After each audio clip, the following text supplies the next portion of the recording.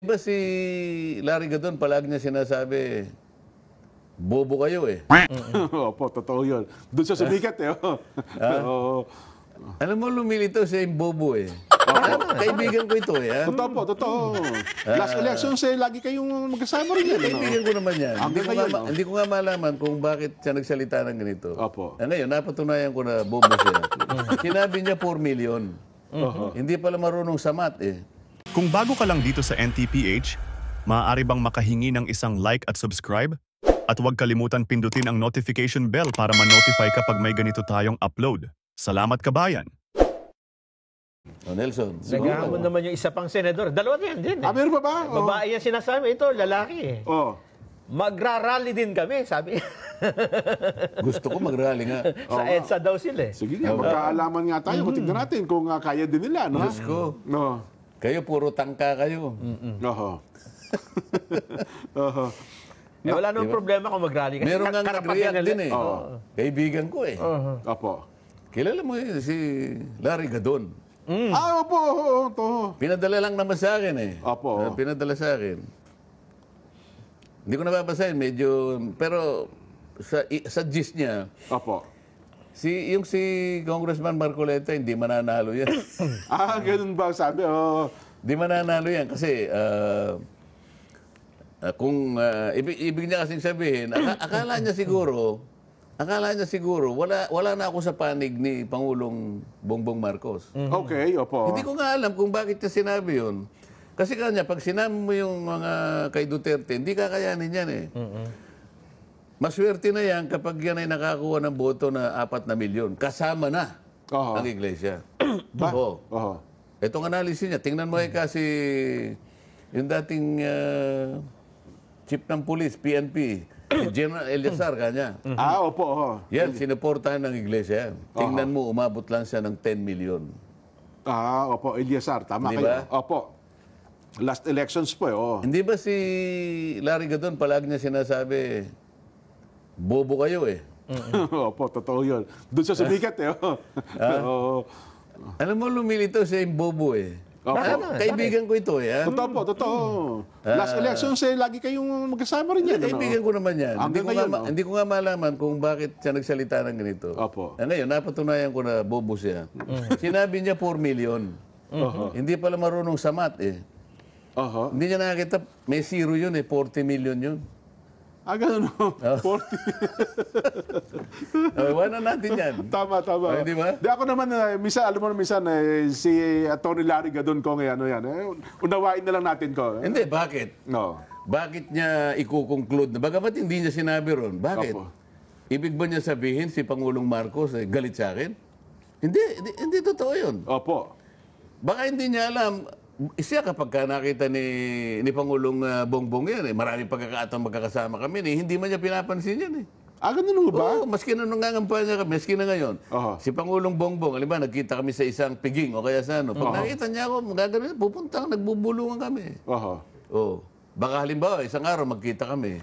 Halimbawa, bubulungan ako halimbawa. Huwag mo na ikang pansinin si Larry. Bakit? Kalaban ko ba ang Pangulong Marcos? Wala ako sinasabi laban sa... Nakita mo yung rally na yun, sinuportahan pa nga natin. Ibig sabihin, binigyan natin ng diin na yung kanyang opinion, tama. Tama po yun. So, paano mo sasabihin na tayo'y laban doon sa opinion ng Pangulo? Yun nga po ang hindi matanggap ng marami kong Yung opinion niya sa atin ay tama. Tama. Kaya naman talagang Pero sa tama mga kasamahan niya, mali yan. Baka siya'y magalit ngayon kayo. Ikaw naman kanya ganun. Bakit sinabi mong 4 million? Hindi mo... Bakit? Kalaban ko ba si ang Kadante ang tawag sa akin ng presidente? Kasi nga, kaya ako sinasabi ito, minsan nabubulungan ako. Nung magkita kami sa Papi, yung kanilang anniversary. Po yung mga yung publishers. Opo. Ang sabi niya, nakita niya ako sa audience. Kadante is here. The defender of congressional traditions. Yes. Alam mo, Kadante, kanya, pinapanood kita. At masaya ako pag napapanood kita. Bakit sasabihin ngayon ni Larry Gadon na tapos nung ako'y bumaba, binulungan na naman niya ako. Pinagtulong-tulungan ka. Oo nga po eh. Kaya, mga ganyan lang naman ang ano dyan. Oo. Totoo. Ang iba kasi kung pinipersonal, kumot hindi kayo kasang-ayon ng kanila. Akala nila, kaaway na kayo ng mga taong kanilang Baka magtaka siya. pinaglilingkuran. Baka magtaka siya. Umatras si Manong Chabit. Oho. Oh, tama, O baka oh. hindi niya alam kung ano yung binili ni Manong Chabit. Ba? Oo. Secret, di ba? Kanino po may binilin? Go. Ha? Secret. Oo. Oo. Nabulungan din Baka magtaka siya. Akala niya 4 million. Hindi niya nakita yung zero na nakatabi. 40 ho yun. 40. Naka, well, dito siguro mauunawaan na ng ating mga kabayan ko.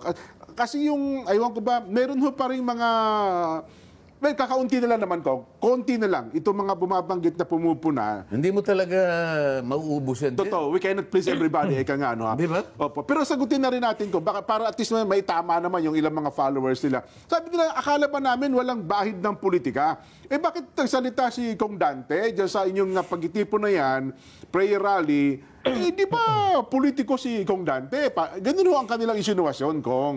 Paano ba natin sasagutin yung punto nilang yon? Then, siguro hindi nila napakinggan kung paano ako in-introduce. Yan, tama po. Sana maging sensitive sila. O, sana pinakinggan nilang mabuti. Doon po kanya, doon sa kawalan ng rule of law, ay ipapaliwanag po ng ating kapatid na abogado. Yan. Si Ka Edwin Sabala po yun, Kong. Si kapatid na Dante Marcoleta. Diyan ang partisipasyon ko doon, hindi bilang congressman. Opo. Nandun ako sa tawag ng pamamahala Opo. ng pagkakaisa. Naatasan ako na ipaliwanag ko yung parte na kung saan nagkakaroon ng hindi pagkakaunawaan sa mga proseso tungkol sa rublo sa batas. Oho. Iaambag ko yung aking nalalaman tungkol doon. Tama At sa po. dami naman ng nag-comment na positibo, na kung i-discuss ko ngayon, baka tatlong araw hindi pa tayo matapos. Tama kayo, Kong. Oho. So, dapat nakita nila, hindi yung aking pagiging congressman. Kaya nga pati yung pagpapakilala sa akin, hindi man lang binanggit na congressman. Para maunawaan nila na ang participation ko doon bilang gaanib Abogado. na abogado. Opo. O kung hindi pa nila maintindihan yun, Kaya nga, bahala na po kayo. ang naging topic nyo doon, Kong, ay usapin ukol sa rule of law. Oo. Yung pagkapatupad ng mga batas. Ano ha? Ipaki-expound nyo nga po, Kong, yung punto na, ang impeachment process ay nasa konstitusyon yan, nasa batas naman yan. Bakit ba ang dating ba, parang sinasagkaan ba natin ang impeachment process? Hindi ba binanggit ko ron, sabi ko, ang Iglesia ni Cristo kahit kailan hindi tutol sa impeachment. Yun, tama Paano po, mo Kong. tututulan ang isang mekanismo na nakasulat mismo Opo. sa saligang batas? Ang impeachment ay yung proseso na nakalatag sa saligang batas kung merong problema Ayan. doon sa opisina ng isang tao na gusto nilang impeach. Oho. Maraming impeachable officers. Tama po, Ang Pangulo, ang pangalawang Pangulo, Oho. ang mga Sa COA. ang mga miyembro ng independent commissions katulad ng COA, ng COMELEC, Yan, opo. at saka ng Ombudsman.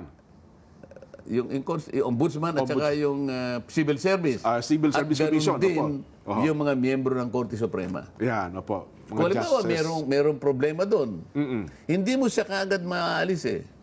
Hindi mo pwedeng alisin. Halimbawa, dinimanda mo yung impeachable officer. Kriminal halimbawa. Hindi mo rin siya maialis kasi isa lang ang paraan para alisin mo siya. Ito yung impeachment. Ngayon, gusto kong ipaliwanag, doon pa lamang sa paraan ng paghanap ng di umano Opo. ay mga ebidensya para sa impeach, nagsimula nga sa mali eh. Ayun, oho. Isip-isipin mong susuriin mo yung confidential funds nang hindi mo naman sinuri yung iba. Hindi ba? Opo. Kailangan suriin mo rin para sa ganun makita nila na wala kang kinikilingan. Doon pa lang sa ginawa nila na tinarget lang nila isang opisina, labas doon sa...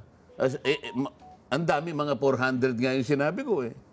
Paano mo ngayon pananatilihin na yung ginawa mong pagsusuri at pag-iimbestiga ay walang pamumulitika?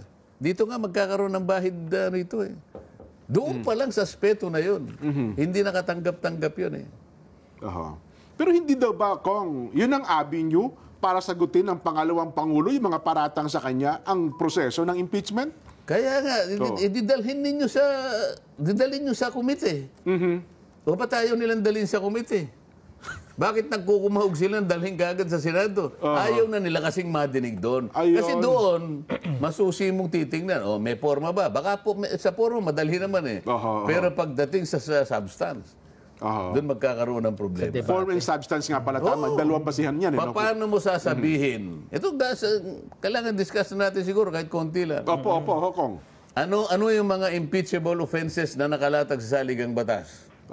Ano? Ang alam ko, yung culpable violation of the Constitution. So, isa lang yun. May treason, may ganyan. Yan, Di ba? Violation of the, culpable violation of the Constitution. Betrayal of public trust. Yan. Ang graft and corruption. Paano mo sasabihin at magkukonclude ka na halimbawa, graft and corruption yung ano nila. Yung O kaya paratang. betrayal of public trust. Sinusuri pa lang ng COA yung mga papeles, yung mga records ng pagkakagasta ng kanyang opisina, nakialam ka na. Nakapending pa. Ikaw nga ang dapat ma-impeach kung impeachable lang yung mga congressmen. Baka sila yung dapat ma-impeach eh. Nagkataon lang hindi impeachable ang mga congressmen. Tama kayo, po. Sa reporter ang tawag. Isip-isipin mo, sinusuri pa lang. Yun nga yung ni-raise ko na issue. Meron po ba tayong katungkulan na tayo na po ang mangunang magsuri? Wala. Hindi nila masagot. Ngayon, kung hindi nila masagot, nag-switch ako sa Commission on Audit.